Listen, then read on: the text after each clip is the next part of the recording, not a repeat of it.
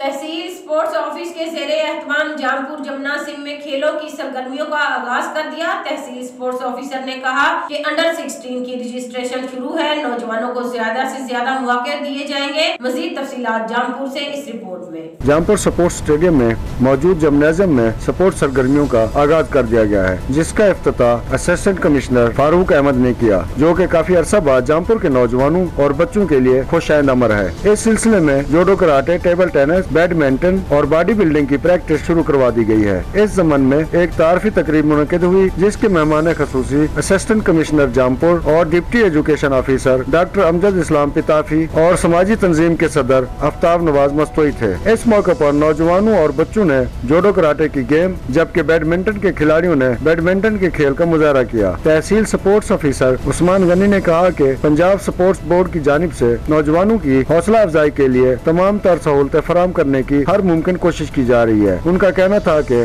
یہ جامپور میں ہم نے جمنیزیم کے اندر تائیکوانڈو اور بیڈمنٹن چیمپئن شپ کا آغاز کیا ہے۔ میں شکریہ ادا کرتا ہوں آنے والے تمام مہمانوں کا، اور جامپور کے شہریوں سے میں التماس کرتا ہوں کہ ہمارے جمنیزیم کو جوائن کریں اور انڈر 16، انڈر 14 پلیئرز کو ادھر بھیجیں۔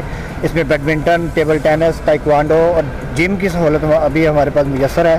ہم انشاءاللہ اسپورٹس بورڈ کے تعاون سے ہر قدم پر آپ کے ساتھ رہیں گے انشاءاللہ۔